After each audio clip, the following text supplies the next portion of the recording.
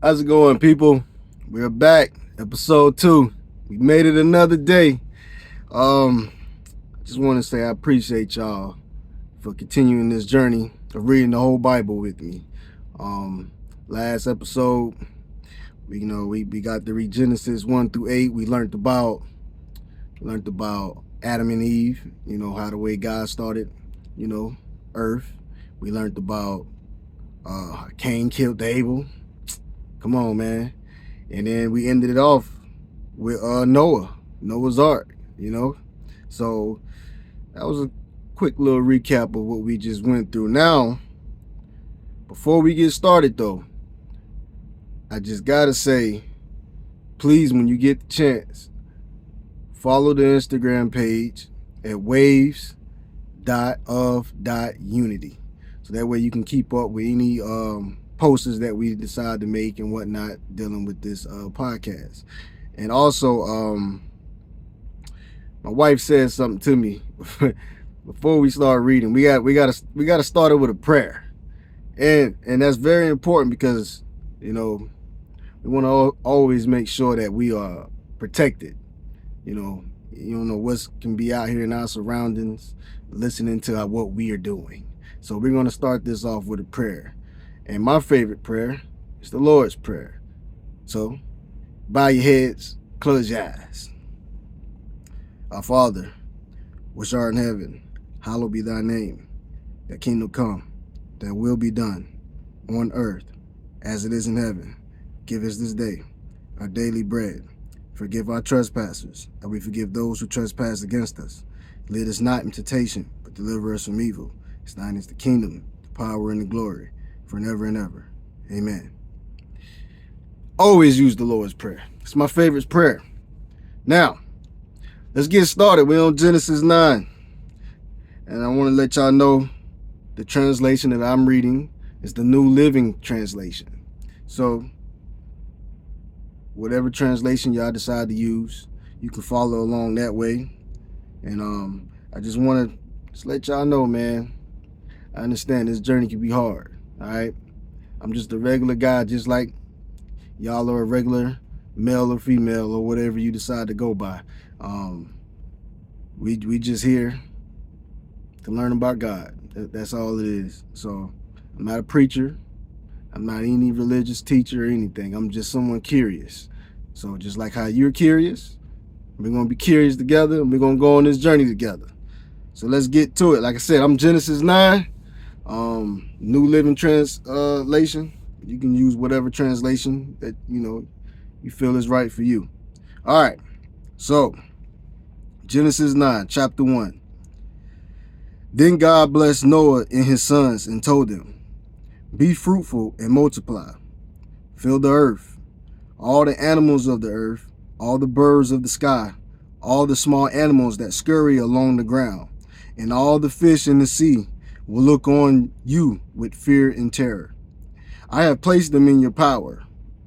I have given them to you for food, just as I have given you grain and vegetables.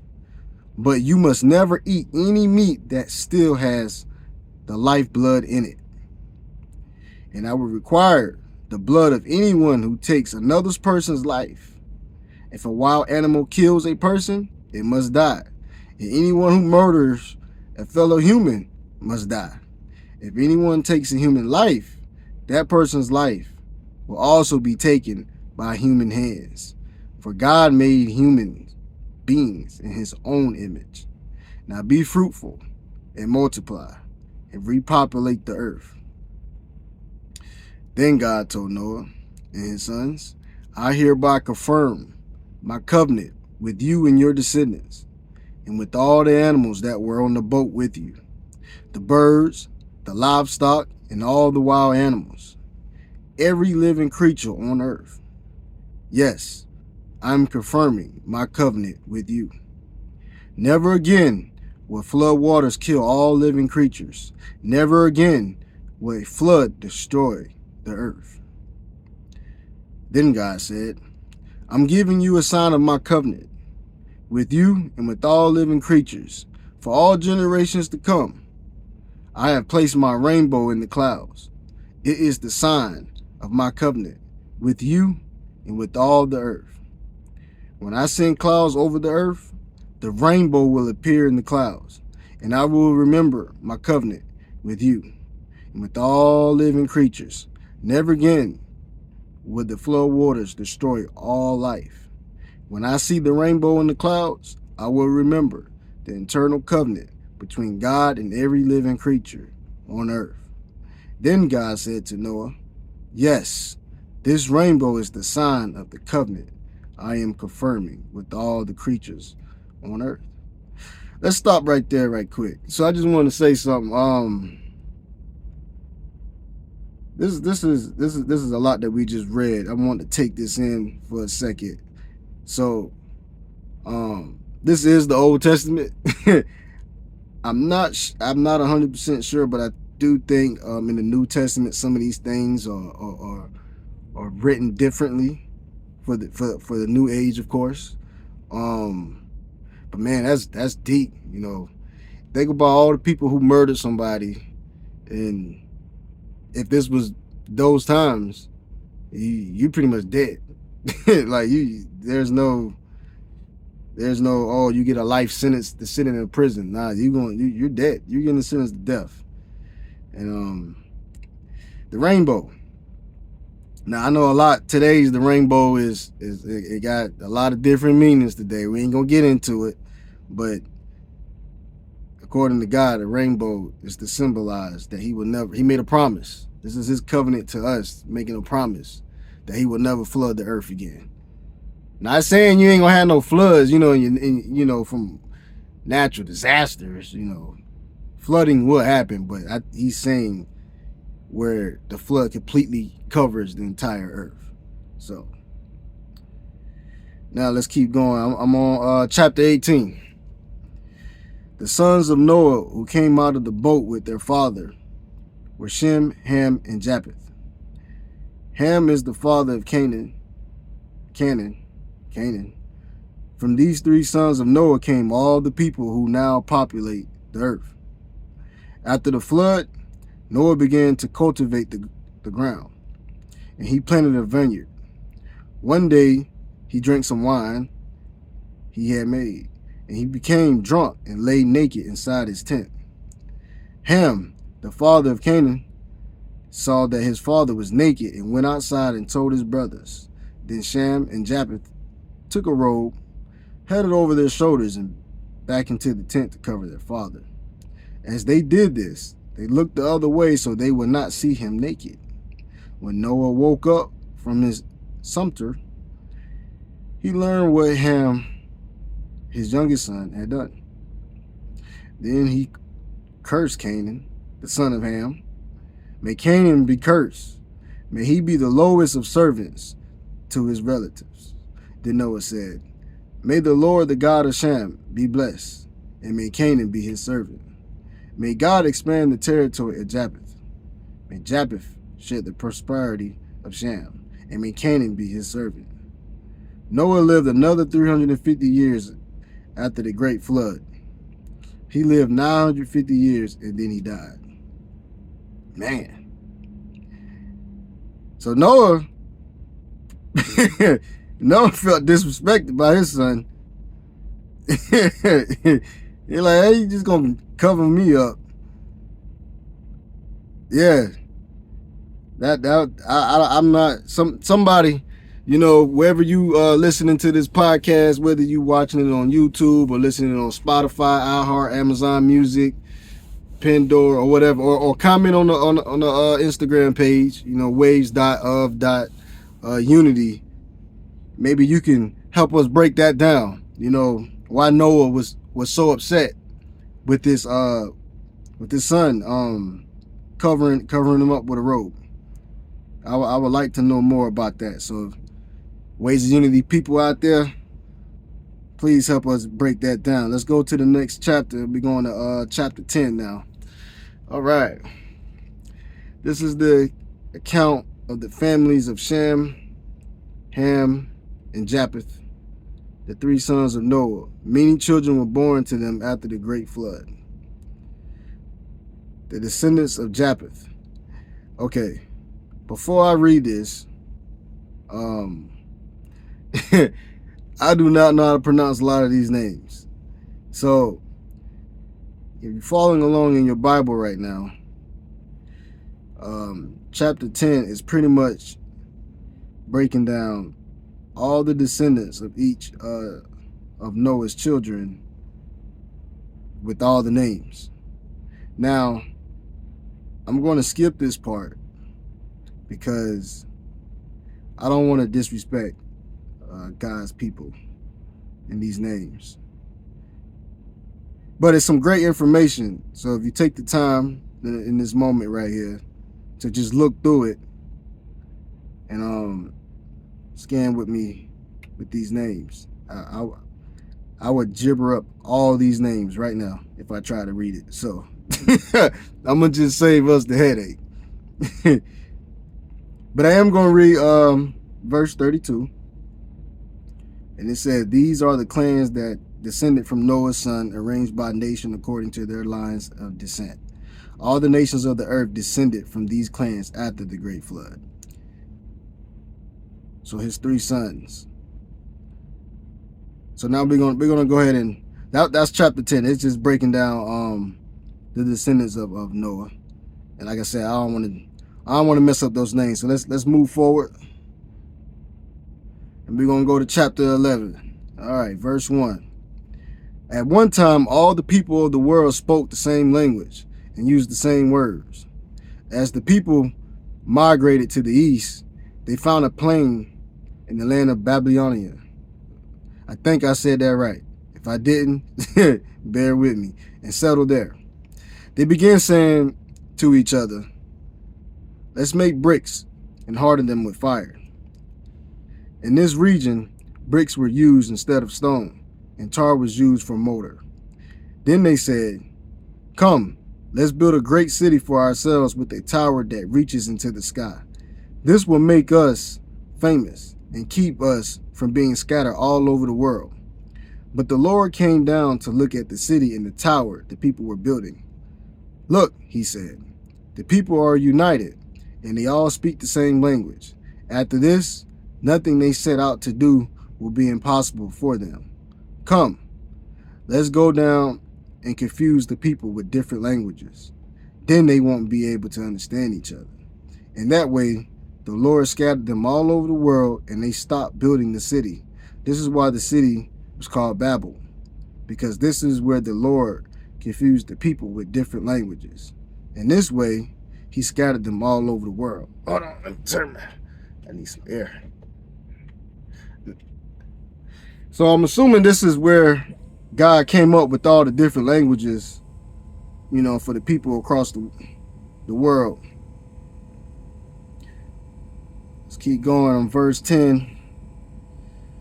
This is the account of Shem's family. 2 years after the great flood, when Shem was 100 years old, he became the father of, here we go.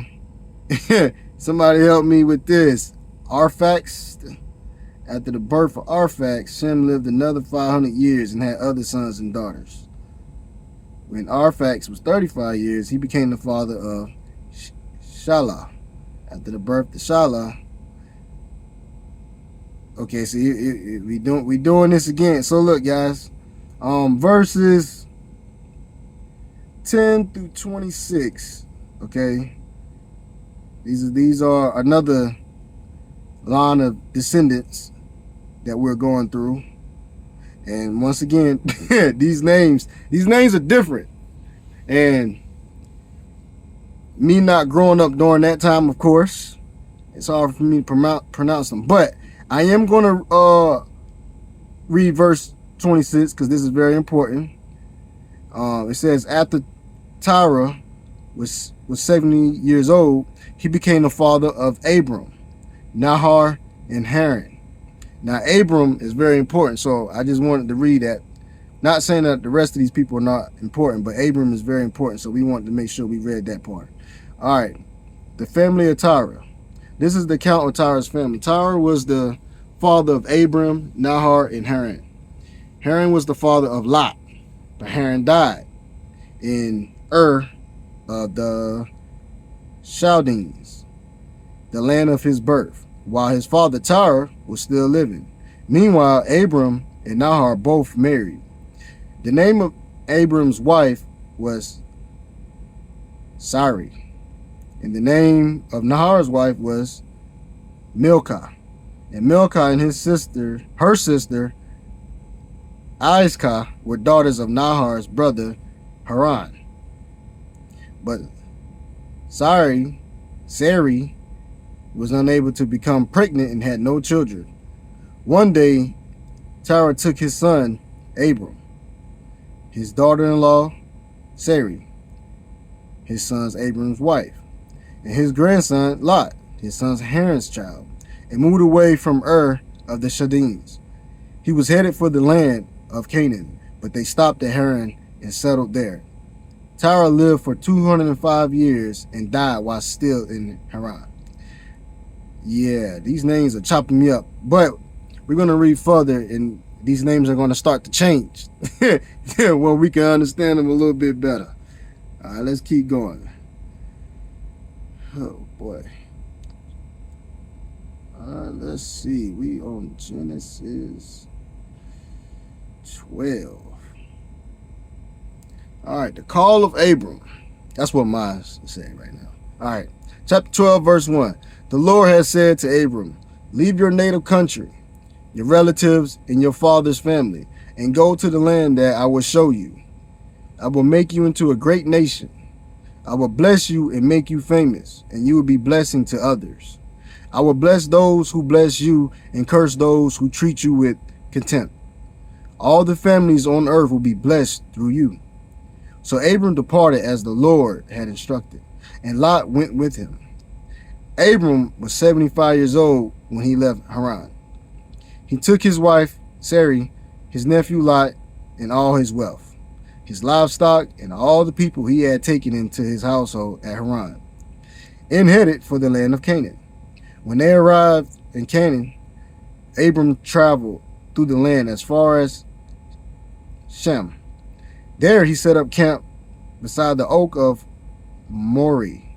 At that time, the area was inhabited by the Canaanites.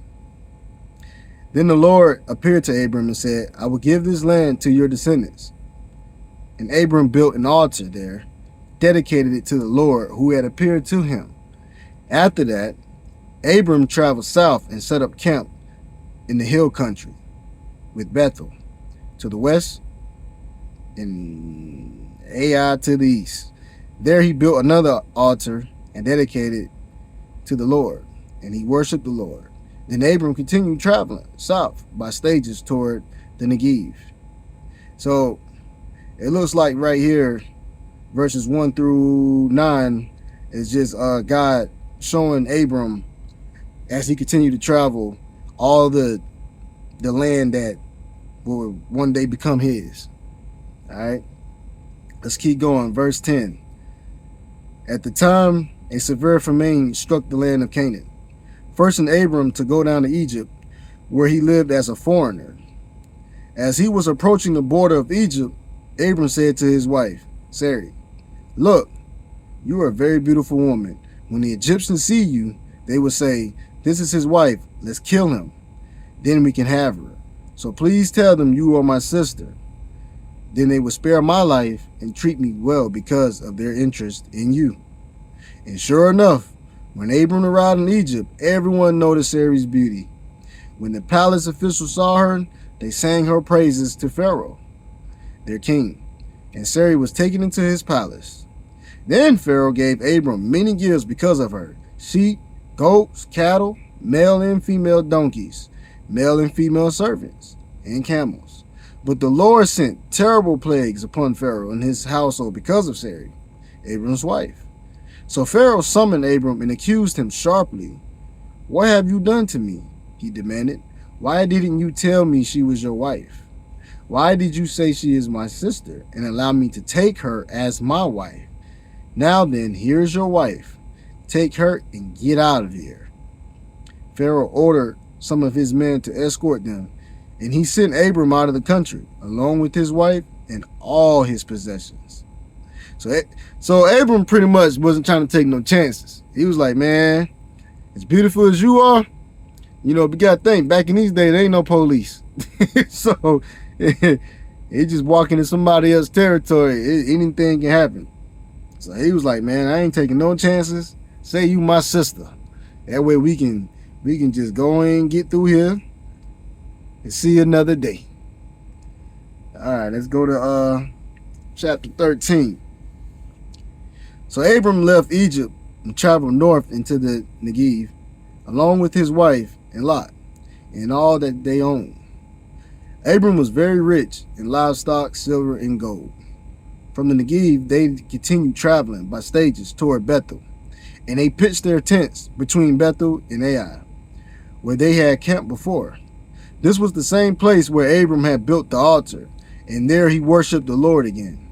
Lot, who was traveling with Abram, had also become very wealthy with flocks of sheep and goats, herds of cattle, and many tents. But the land could not support both Abram and Lot, with all their flocks and herds living so close together. So disputes broke out between the herdsmen of Abram and Lot. At that time, Canaanites and Perizzites were also living in the land. Finally, Abram said to Lot, let's not allow this conflict to come between us or our herdsmen. After all, we are close relatives. The whole countryside is open to you. Take your choice of any section of the land you want, and we will separate. If you want the land to the left, then I'll take the land to the right. If you prefer the land on the right, then I'll go left. Lot took a long look at the fertile plains of the Jordan Valley in the direction of Zoar. The whole area was well watered everywhere, like the garden of the Lord, or the beautiful land of Egypt. This was before the Lord destroyed Sodom and Gomorrah. Lot chose for himself the whole Jordan Valley to the east of them. He went there with his flocks and servants and parted company with his uncle Abram. So Abram settled in the land of Canaan, and Lot moved his tents to a place near Sodom and settled among the cities of the plain. But the people of this area were extremely wicked and constantly sinned against the Lord. After Lot had gone, the Lord said to Abram, look as far as you can see in every direction, north and south, east and west. I'm giving all this land as far as you can see to you and your descendants as a permanent possession. And I will give you so many descendants that, like the dust of the earth, they cannot be counted. Go and walk through the land in every direction, for I'm giving it to you. So Abram moved his camp to Hebron and settled near the oak grove belonging to Mamre. There he built another altar to the Lord. So in chapter 13, looks like Abram and Lot, you know, they continue to grow as a family. But you know, when you continue to grow, it's like the children. Eventually they're gonna have to move out the house, because two adults growing with their families, it ain't gonna fit. Ain't enough space for everybody. So they was able to come up with a conclusion, and then, you know, they parted their ways. But also what I got from this, more than likely, all of us come from Abram. Because God said he giving his descendants all the land. So many generations ago, we all come from Abram. All right. All right, let's go to the next chapter, man. Let's get to chapter 14. All right, verse 1. About this time, war broke out in the region. King Amphrael of Babylonia, King Arioch of Elasar, King Chedorlaomer of Elam, and King Tidal of Giam. So, as I told y'all last episode, I ain't the world's best reader, but if you can, when you get the chance, help us out. If you know these words to these people names, please help us out. All right. Verse 2. Fought against King Bera of Sodom, King Bersha of Gomorrah, King Shenab of Adam, King Shimber of Zeboim, and the king of Bela, also called Zor. This second group of kings joined forces in Siddim Valley. That is the valley of the Dead Sea. For 12 years they had been subject to King Chedorlaomer, but in the 13th year they rebelled against him. 1 year later, we're going to say K. We're just going to call him K. King K and his allies arrived and defeated the Rephaites at Ashtaroth Karnaim, the Zuzites at Ham, and the Emites at Shavah, and the Horites of Mount Seir, as far as El Paran at the edge of the wilderness. Then they turned back and came to, it says now called Kadesh. We're going to call it that, and conquer all the territory of the Amalekites and also the Amorites, living in Hazan Tamar. Then the rebel kings of Sodom, Gomorrah, Admah, Zeboim, and Bela, also called Zor, prepared for the battle in the valley of the Dead Sea. They fought against King K of Elam, King T of Goram, King A of Babylon, and King the other A of Alisar. 4 kings against 5. Hold on right quick. All right, 4 kings against 5. Verse 10. As it happened, the valley of the Dead Sea was filled with tar pits, and as the army of the kings of Sodom and Gomorrah fled, some fell into the tar pits, while the rest escaped into the mountains.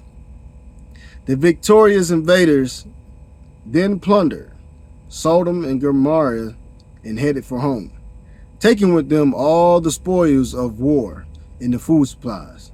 They also captured Lot, Abram's nephew, who lived in Sodom, and carried off everything he owned. But one of Lot's men escaped and reported everything to Abram, the Hebrew, who was living near the oak grove belonging to Mamre, the Amorite. Mamre and his relatives, Eshcol and Aner, were Abram's allies. When Abram heard that his nephew Lot had been captured, he mobilized the 318 trained men who had been born into his household. Then he pursued King K's army until he caught up with them at Dan. There he divided his men and attacked during the night. King K's army fled, but Abram chased them as far as Hobah, north of Damascus. Abram recovered all the goods that had been taken, and he brought back his nephew Lot with his possessions and all the women and other captives. After Abram returned from his victory over King K and all his allies, the king of Sodom went out to meet him in the valley of Shaveh. And Melchizedek, the king of Salem, and a priest of God Most High, brought Abram some bread and wine. Mel, I'm going to call him Mel. Mel blessed Abram with this blessing. Blessed be Abram by God Most High, creator of heaven and earth. Blessed be God Most High, who has defeated your enemies for you. Then Abram gave Mel a tenth of all the goods he had recovered. The king of Sodom said to Abram, "Give back my people who were captured, but you may keep for yourself all the goods you have recovered."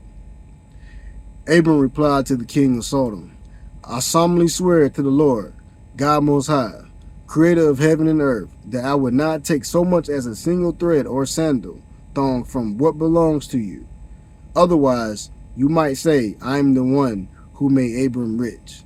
I will accept only what my young warriors have already eaten, and I request that you give a fair share of the goods to my allies, Aner, Eshcol, and Mamre." So, chapter 14, they went to war. All right. All these kings and whatnot did what they did, and they ended up capturing Lot. All right. Lot people, somebody from Lot camp got word and found Abram, pretty much let Abram know what was going on. Abram got with his allies, and he said, well, let's go to war. All right, and then that's what happened. But, you know, Abram wanted to give, you know, the people that helped him, you know, some stuff for helping them. But they was like, nah. You know, who will catch you, but you may keep yourself all the goods. So King Sodom was saying to Abram that he can keep any goods that they recovered. And Abram was like, nah, I don't want nothing other than what was given, you know, as far as food and stuff. You know, they fair share. So that's pretty much led for chapter 14. You know what I got from that as well? Abram pretty much, I like what he did at the end of chapter 14. You know, sometimes we can get greedy, you know what I mean, and take more than what we want, you know what I mean, or what we need. And all Abram really needed was his nephew Lot, you know what I mean? And he just wanted to give to the people who helped him, you know, save his nephew.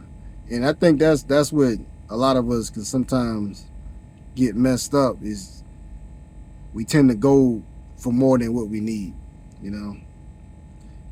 So that's what I got from 14. All right, let's keep going, guys. This is fun to me, you know. It's my first time reading out loud like this, so being able to read out loud like this with y'all is fun. And I wish I could pronounce these words. I probably should have listened to them before I did this, but it is what it is. We gonna eventually go back and get those words. But anyway, let's go to chapter 15. Let's keep this thing going. Let's go. All right, verse 1. Sometime later, the Lord spoke to Abram in a vision and said to him, do not be afraid, Abram, for I will protect you, and your reward will be great. But Abram replied, O sovereign Lord, what good are all your blessings when I don't even have a son? Since you've given me no children, Eleazar of Damascus, a servant in my household, will inherit all my wealth. You have given me no descendants of my own, so one of my servants will be my heir. Then the Lord said to him, no, your servant will not be your heir, for you will have a son of your own who will be your heir.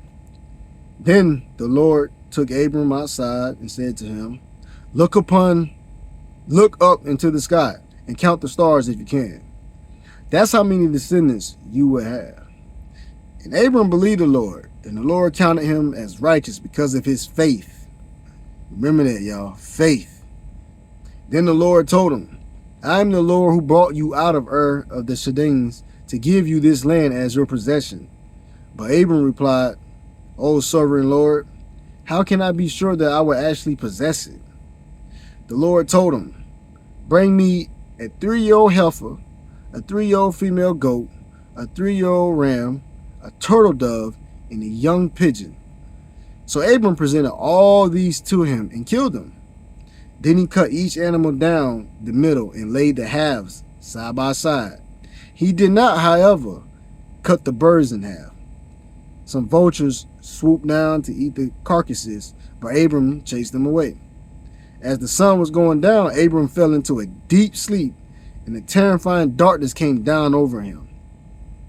Then the Lord said to Abram, you can be sure that your descendants will be strangers in a foreign land where they'll be oppressed as slaves for 400 years.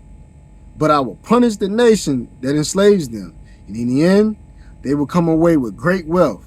As for you, you will die in peace and be buried at a ripe old age. After 4 generations, your descendants will return to this land, for the sins of the Amorites do not yet warrant their destruction. After the sun went down and darkness fell, Abram saw a smoking fire pot and a flaming torch pass between the halves of the carcasses.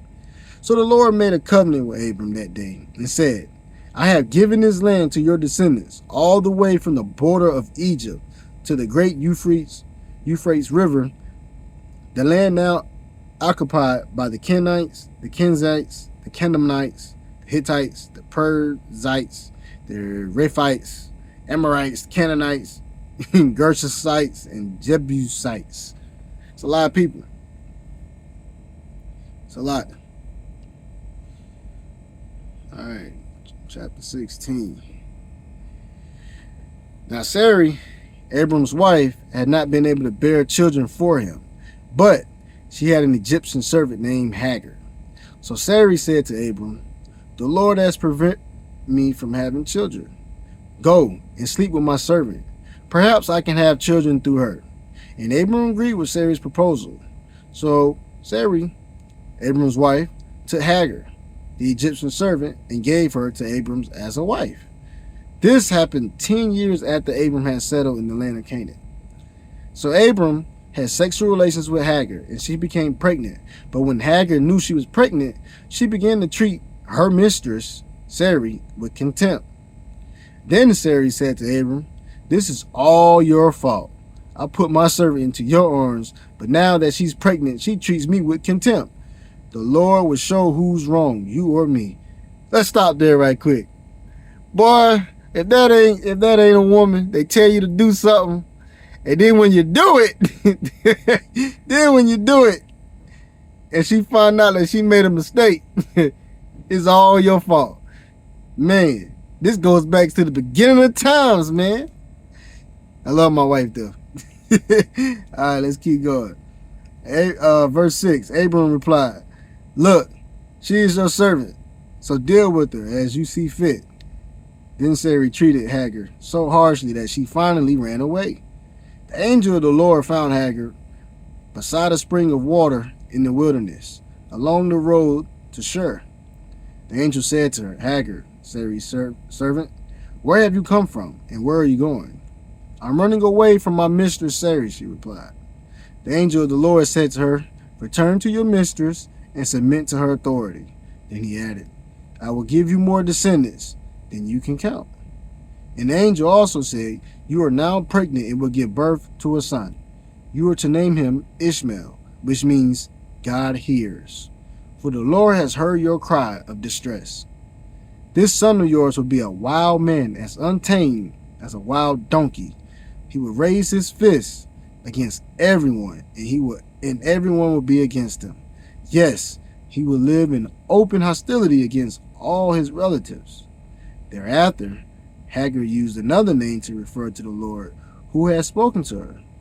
She said, "You are the God who sees me." She also said, "Have I truly seen the one who sees me?" So that well was named Bir Lahai Roi, or Rui, which means well of the living one who sees me. It can still be found between Kadesh and Berat. So Hagar gave Abram a son. Abram named him Ishmael. Abram was 86 years old when Ishmael was born. Man, it's men like that age right now still having children. That's crazy. I don't even want no children that know 86. God damn. All right, man. Let's keep going. This is fun. I hope y'all taking notes or whatever. I know I'm moving kind of fast through here. I just want to make sure that we can get as much scriptures in as we can. And like I said, follow the Instagram page and drop your comments and stuff, and let us know what you got, what your interpretation of what I'm reading and whatnot. You know, maybe you can teach me something. I'm here to learn with you, as well as teach you, as well as you can teach me. We all learn from each other. All right, let's read this one last chapter right here before we close it out. This is chapter 17. When Abram was 99 years old, the Lord appeared to him and said, "I am El Shaddai, God Almighty. Serve me faithfully and live a blameless life. I will make a covenant with you, by which I will guarantee to give you countless descendants." At this, Abram fell face down on the ground. Then God said to him, "This is my covenant with you. I will make you the father of a multitude of nations. What's more, I'm changing your name. It will no longer be Abram. Instead, you will be called Abraham. For you will be the father of many nations. I will make you extremely fruitful. Your descendants will become many nations, and kings will be among them. I will confirm my covenant with you and your descendants after you, from generation to generation. This is the everlasting covenant. I will always be your God and the God of your descendants after you. And I will give the entire land of Canaan, where you now live as a foreigner, to you and your descendants. It will be their possession forever, and I will be their God. Then God said to Abraham, your responsibility is to obey the terms of the covenant. You and all your descendants have this continuing responsibility. This is the covenant that you and your descendants must keep. Each male among you must be circumcised. You must cut off the flesh of your foreskin as a sign of the covenant between me and you. From generation to generation, every male child must be circumcised on the 8th day after his birth. This applies not only to members of your family, but also to the servants born in your household and the foreign-born servants whom you have purchased. All must be circumcised. Your bodies will bear the mark of my everlasting covenant. Any male who fails to be circumcised will be cut off from the covenant family for breaking the covenant. Sarai is now named Sarah. All right. Verse 15. Then God said to Abraham, regarding Sarai, your wife, her name will no longer be Sarai. From now on, her name will be Sarah. And I will bless her and give you a son from her. Yes, I will bless her richly, and she will become the mother of many nations. Kings of nations will be among her descendants. Then Abraham bowed down to the ground, but he laughed to himself in disbelief.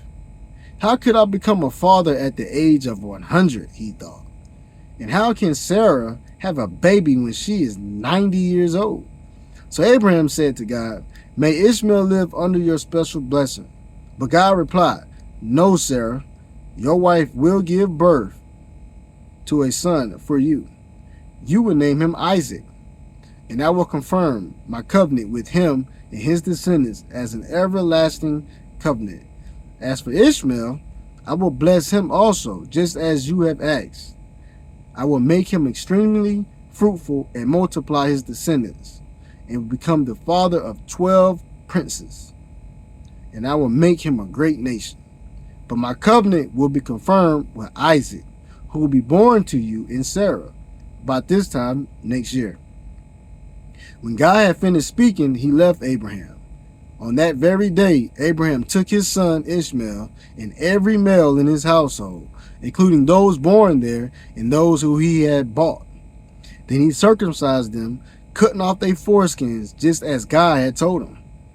Abraham was 99 years old when he was circumcised. Oh, that got to be painful.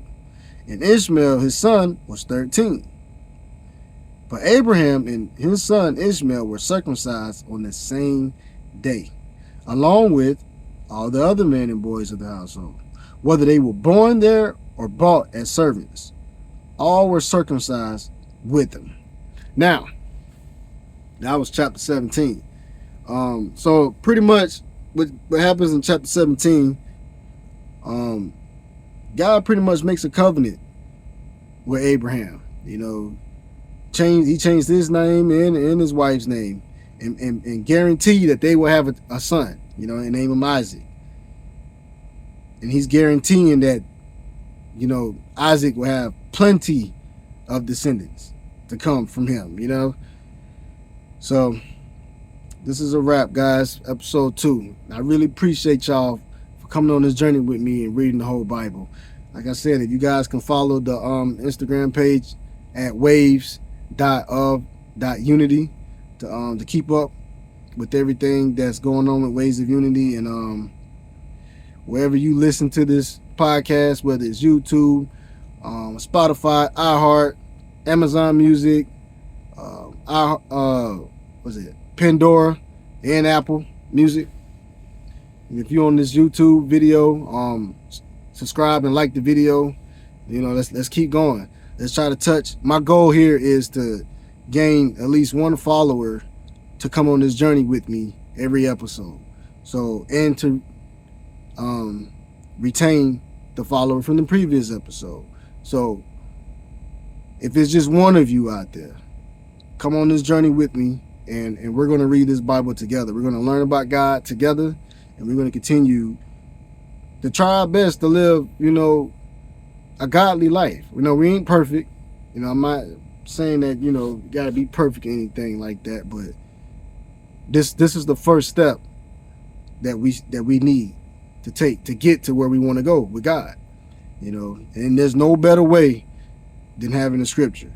So, with that being said, I appreciate y'all for sitting with me, listening with me, or following along wherever how you listen. And see y'all next time. Peace.